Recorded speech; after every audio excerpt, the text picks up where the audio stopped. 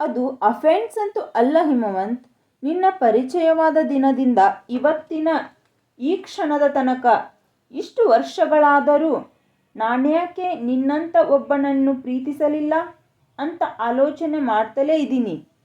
ಮೊದಲೇ ನಿನ್ನಂಥ ಗೆಳೆಯನ ಸಾಹಚರ್ಯ ಸಿಕ್ಕಿಬಿಟ್ಟಿದ್ದರೆ ಯಮುನತ್ತಿಗೆ ಹೆರಿಗೆಯಾಗುವ ತನಕ ಆ ನರಕದಂಥ ಮನೆಯಲ್ಲೇ ನಾನು ಕಳೆದ ದಿನಗಳು ಇನ್ನಷ್ಟು ಸಹನೀಯವಾಗಿರ್ತಿದ್ವೋ ಏನೋ.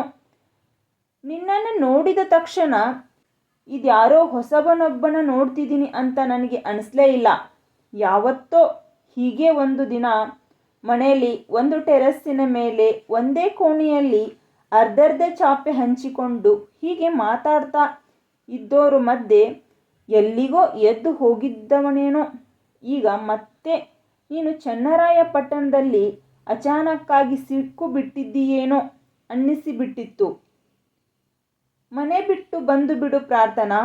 ನಿನ್ನನ್ನು ಡಾಕ್ಟರನ್ನಾಗಿ ಮಾಡ್ತೀನಿ ಅಂತ ನೀನು ಕರೆದ ದಿನವೇ ಆ ಮನೆಯ ಋಣವನ್ನು ಶಾಶ್ವತವಾಗಿ ಕಳೆದುಕೊಂಡು ಈಚೆಗೆ ಬರೋ ನಿರ್ಧಾರ ಮಾಡಿಬಿಟ್ಟೆ.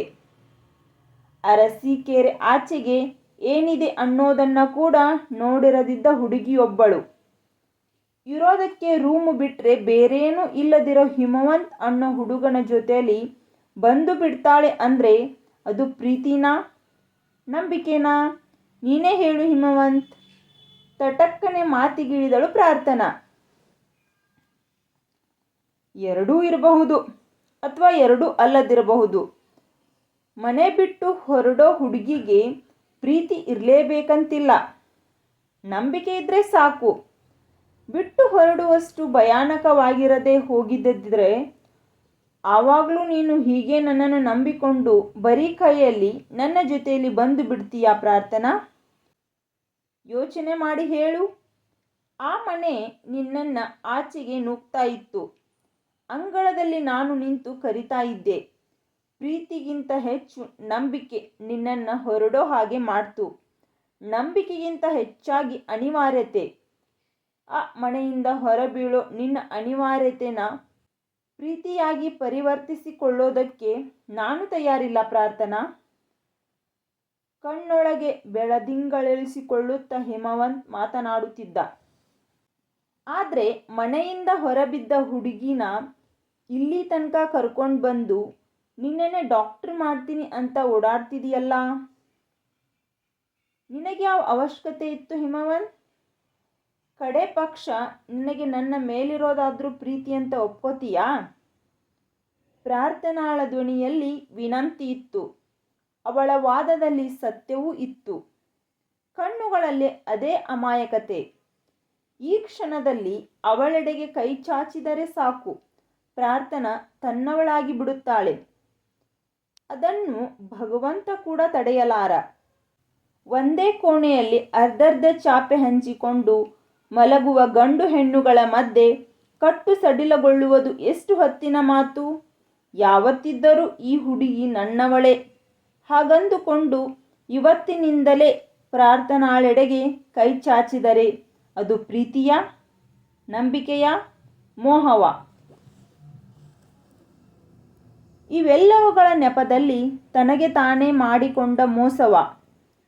ನರಸಿಂಹಯ್ಯನವರಿದ್ದಿದ್ರೆ ಸಂಕೋಚವಿಲ್ಲದೆ ಕೇಳಿಬಿಡಬಹುದಾಗಿತ್ತು ಅಂದುಕೊಂಡ ಹಿಮವಂತ್.